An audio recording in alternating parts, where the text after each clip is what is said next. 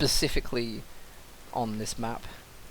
We are going to go straight into the game, and here we are, round 2, Invictus versus Finnish Pride Parade, and this time from the south side we're going to have Invictus Legendary playing as the USF, and Invictus Insanity playing as the Brits. First time we see Brits today, I believe. They're going to be playing against Toomey as the OKW faction on the north, and Talisman, his partner, also playing OKW here. Okay, so picks for commanders again, also for the USF and Brits. You know, only 3 commanders. Some interesting ones we'd like to see though. Commando Regiment, that great air supremacy. This would be a great map to see air supremacy, because if they do use the battle grouper, of course, you know, the medic tier 2 building for OKW in this position, you know, it's an absolutely great place to use the kind of bombing run that comes from commandos. Likewise as well, you know, Royal Artillery is in there. You know, Royal Artillery is absolutely great. The Valentine works like the infantry, the infrared half track, and the concentrated barrage from this, which is 100 munitions, can be used through the fog of war, so they could just continually bombard any positions that OKW put forward. So already we're seeing 2 potentially strong tactics from Brits that are going to ruin OKW here. Yeah, on the right side we had our first contact. Intersection green cover versus Sturmpioneers from Toomey, and the Sturmpioneer just completely failed. He lost 3 men of his squad and had to full retreat, and the Brit players still have 4 men left. The huge loss for the W player to retreat his Sturmpioneer to do nothing. And we have for Talisman already commander picked, Goliath. Okay, well I think that was the first one that we were expecting, to be honest. A little bit was going to be Overwatch, so really the second one is going to be the wild card. And I mean, unless they both decide to go Overwatch, which I think would be fantastic. I mean, interestingly with this game as well, it's one thing that has always been fairly good in Company of Heroes 2. You don't really see that many people in 2v2 games pick the same commander. I'm sure there are some instances where double picking a commander could be very, very strong, but actually in the most part you'll see people not doing that. The interesting building order from Toomey, he has 2 Sturmpioneers on this map with a Kübelwagen. I'm not sure if this double Sturmpioneer tactic works, but let's see how we can manage to do it. Well, if he's gone 2 Sturmpioneers, maybe he is going to go Firestorm then. It's at least leaving himself open to potentially pick that. Very strange if he does. Oh, here we go. What's this? We've got a Vickers that's just gone in to one of the buildings on the north side. Are we going to see the Sturmpioneers manage to wipe this? There we go. Manages to hit the retreat. Toomey trying to hop into the building, hop out the other side quickly and get a crushing kill. While the Brit player gets his universal carrier and already upgraded this with the Vickers, so he gets a little bit more damage. Let's see how we can do with it. But I think this is a really good point move for the allies. They lost the house. Yeah, but they lost the houses for the Axis on the right side. Yeah, that is unfortunate to lose that house. But let's not forget, I mean, you know, with the Brits, they're going to be able to build a mortar pit. I'm pretty sure we're going to see mortar pits in the center of the map, you know, and that's going to be able to clear the right-hand side.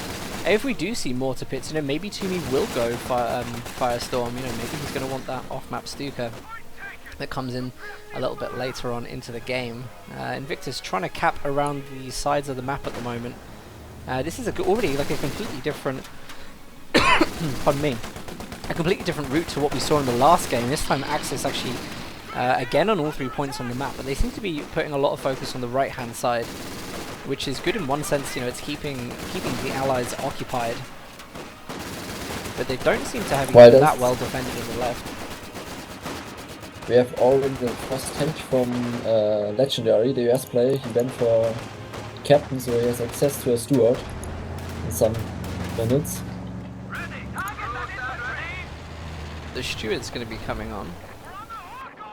Be interesting. He's going to go for a 4th squad of riflemen as well. Very, very heavy infantry build. I'm missing actually the ambulance. The ambulance in the middle would be nice. The others can reinforce at front.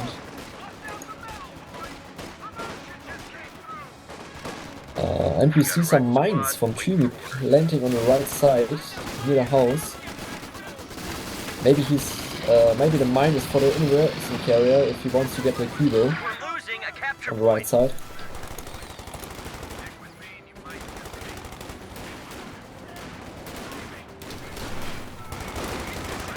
We see also that Tumi is building his medic truck completely in the middle, and at the same time Talisman going for the mechanized trucks who has access to the Puma, Lux or Stuka.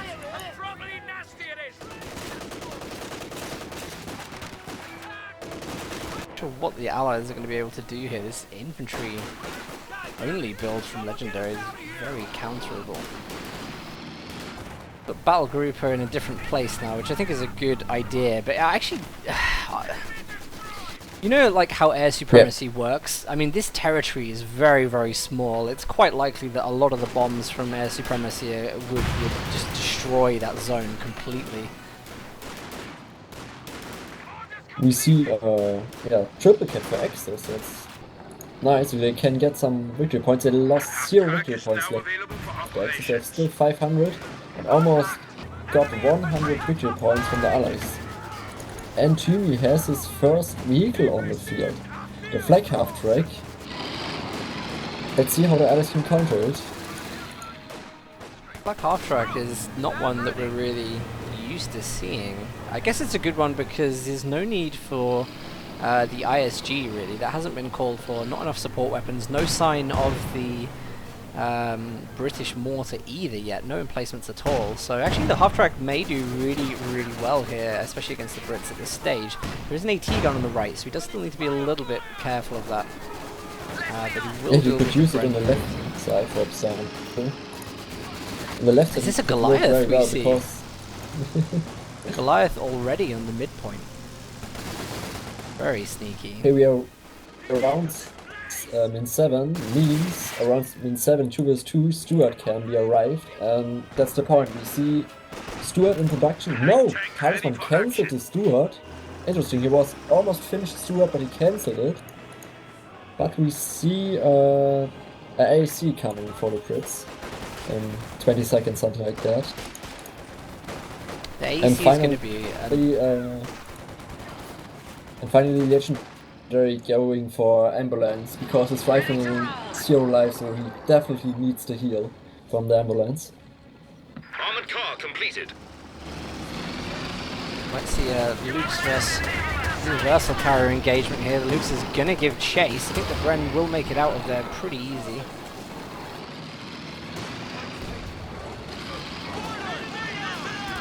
Hopefully the Luke's comes in to give a little bit of help against this Vickers. Them Pioneers charging up aren't going to get past that at all, taking suppression. Incendiary grenade goes in, that's going to force it to move out the way a little bit. AC protecting just in case that Luke's comes in a little bit too far. Black Half Track also delivering shots. Vickers does go down. I'm afraid, quite dead. Again, the Allied By game the way, hasn't... maybe we see some Goliath action. In the middle victory point is a Goliath hiding. So let's see if the allies try to cap the middle victory point. Pretty sure how I like this one going there. Black Half Track.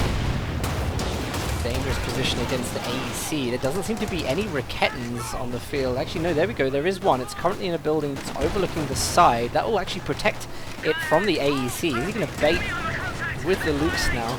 It'd be quite a nice idea if it does pull the AEC in and the Raketan can get that first shot off. You're looking very, very good for Axis though. You know, look at the way they've retained the VPs throughout this game. Like, you know, they're bringing allies down to 350. And I don't think it's what people are really used to, because, you know, allies are considered to be a lot stronger at the moment, but actually in a lot of these games Axis have been performing very, very well using these strategies. Didn't think OKW, double OKW was going to work here, if I'm totally honest. It actually works still. OKW is very strong. But I'm wondering why he skipped the Stuart. Gonna see that Goliath come in. There we go! There we go! Legendary loses his squad there to a beautiful little Goliath from Talisman. Of course, does give Seems the like commander pick away. Seems like Legendary is straight up taking up his major to get a fast Sherman or an 881 out, something like that, because he skipped the steward and said, no, I want to take up very fast. So let's see what he will bring. This is straight major take up. While there's on the right side, a Raketenwerfer killed a Universal Carrier. Yeah, I mean, that Universal Nice Carrier was shot. a bit of a weird thing. I mean, it looked like he flicked on the repairs for just no reason whatsoever. He could have got it out of there fine. The repairs, of course, made the vehicle go static and was able to get another shot off from the Raketten, so a bit of a mistake there. Talisman's going to go for the Puma, so Puma and Luke's is a combination, very, very good anti-infantry and anti-light vehicles, so that's going to be good. And I always think the Puma's a nice one to get early on as well, because if you can get the veterancy up onto it, it becomes a very, very powerful unit later on in the game. This middle Volksroom here, in the middle of the house, is a nice spot because Needy can't place up a mortar pit there, because we can't protect it, so we have still, after 11 minutes, no mortar pit, or no mortar at all in this game. I don't think we're going to see one, to be honest. They should have built a mortar pit. I do think that would have been a really good idea. It would have at least allowed them to captured one area of the map in the early game very, very securely.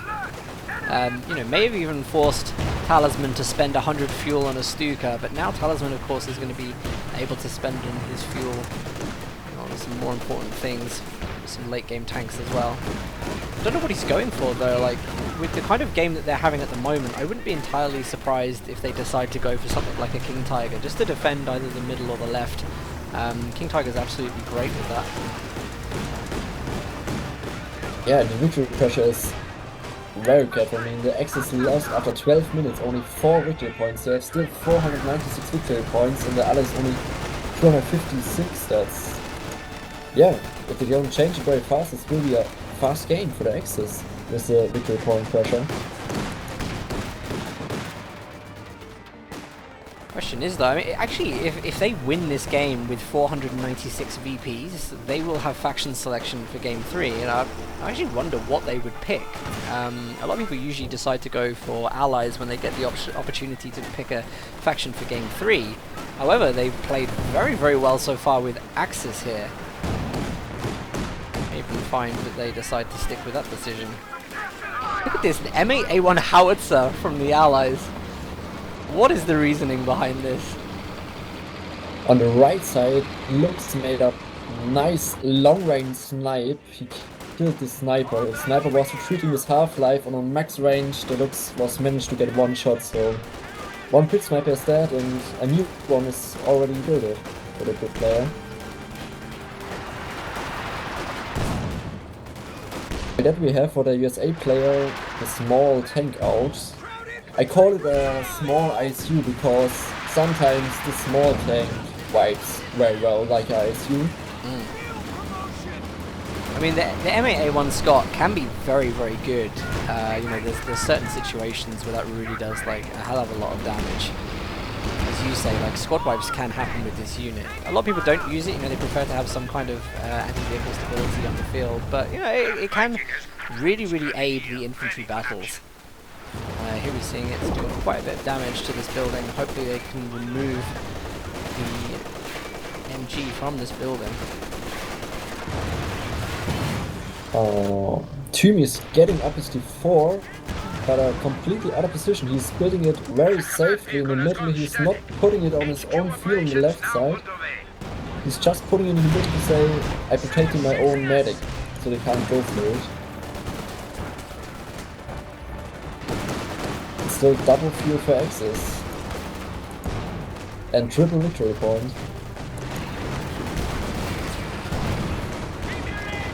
I think one of the only issues the Scott is going to have here is maybe some of the elevation on this map. It seems to be making shots fall a little bit short of the mark. Nice to see the allies are starting to get a little bit more aggressive though. They're definitely more confident pushing up all of these points. The AEC is going to help. Of course, the Puma is a little bit damaged now. So there may be a good opportunity for Allies to get in on the left-hand side. We've already got the middle VP. Enemy threatening a And capture point. Toomey, I mean, Toomey's pretty occupied on the left at the moment. The left victory point, Legendary is lost his one rifleman to Inserenade from the Fox radio. He didn't retreated it. A capture point is He's being lying on the ground. squad knocked out. Oh, did the Puma... And Puma's in big trouble. Didn't go down, though.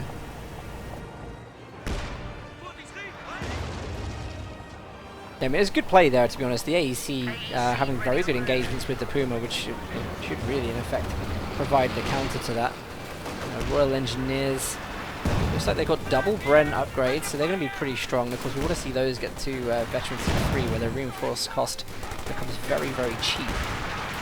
And they'll really allow the Brit to save up for some bigger, better units later on into the game. And, you know, we still don't have commander picks from 3 players 15 minutes into the game. I'm actually a little bit surprised because some of the commanders could provide pretty good benefits. Pretty good benefits here. Damned enemies trying to take a point from us. On the top side, T4 from Talisman was in big trouble, and yeah, Niki was managed to kill it with his engineers. Talisman T4, so a little bit, a small win for the Allies. The squad's gone. Engineers go down on the retreat though. That was the double Bren squad, so equally a loss there for Sanity. Let's see what the Cromwell can do. Niki is building a Cromwell right now. But the Axis have a Puma, they have Pegs, so you have to take very careful. Oh! Jagdpanzer 4 is out for 2, so they have nice counter as well versus the Cromwell on long range. So Puma and Jagdpanzer versus a Cromwell. Let's see how we can manage that. Jagdpanzer 4 is probably going to be the biggest problem here. Look at this though, push with the Puma, smoke popped by the MAA1. Do we see a ground attack? He's going to give it a try. Shot hits the ground. Captain's come in for support with the bazooka, but it looks like the Jagdpanzer 4 is also going to charge in as well. They are, for some reason, entirely desperate to get the MAA1. If they just pushed a little bit harder, they probably would have been able to get it. Fortunately, the 80 gun there from Insanity with the AEC for support managed to deter that attack. Here we go, Allies still being pummeled by wave after wave of relentless Axis. Incendiary goes in, and look at this, he's standing all of his units in the Incendiary. The health damage is going down so quickly, and now we also see a late retreat from the Volksgrenadiers. Vet 4 go down. Man, this is some crazy gameplay that's going in all across here at the moment. The Cromwell doesn't decide to go through. Is it going to get triggered on this mine? It does. Engine damage. Now the Jagdpanzer 4 can come back into this engagement with the help of the Puma and probably take down this Panzer 4. This is a big moment. This is really where the Allies lose. It is a matter of being a loss. They have 88 BPs. They've just lost pretty much all the chances they had to get back into this game. Yeah, the Cromwell was the last chance. And it just died immediately to a mine. It's a pretty big mistake not minesweeping that area. If you haven't minesweeped it already, you should be walking around with minesweepers in that situation. It's too much of a risk. We've 75 points left. 75 points left. On left side, the rifleman goes down maybe to the Sturmpanther. Yes, the Sturmpanther wiped the rifle squad. And let's see about the AC versus Puma. Seems like Puma get one more shot. Yeah. The enemy hit our armor rather badly. Well, this is looking like an amazing game from Finnish Pride Parade. They are going to get faction selection in Game 3 at this rate. And, you know, this is going to be a really big decision. That, man. I Only 4 victory points they lost. 4 victory points. But you know what? The next decision is huge, though, because the next map doesn't have to be rails and metal. Now, they know that they're playing double OKW incredibly well on rails and metal. You know, they've had a fantastic game. They've been absolutely flawless, really, in everything they've done. Wide variety of units on the field, you know, used very, very well. You know, so really, it's like, if the map does change, do they have the same level of confidence in an axis, you know, in double axis? Bear in mind that if they do decide to go that and go double OKW again, Invictus have great opportunities to change, you know, their factions and and provide some pretty good counters in. So it's a risky decision, and if they go as allies, they didn't play a particularly great first game as allies, so... Yeah, but I think they just will look on the map, because if I'm not wrong, they can just wait to the map first and then say we play Axis or allies, so I guess they just wait. Look on the map, which map will it be, do you want to play allies or Axis there? Also, maybe if they go for allies, maybe we see not double Soviet again. Maybe see Soviet Brits, Soviet US forces, something like that. Where is this plane dropping these bombs? There we go. Oh my god, it took the Jackson down! And yeah, did you see that? That was an amazing bombing strike there. That was fantastic. These things are very, very cool. These planes you see here. I do really, really like them. Watch, yeah. But I mean, yeah, the Jackson. Look at these guys. Wow, I don't think I've ever really seen that before. This guy's kind of doing the swan dive, taking ballet to a whole new level. These guys down here are looking on like, whoa. The physics in this game are absolutely fantastic. It was a 20-min game. Yeah, interesting.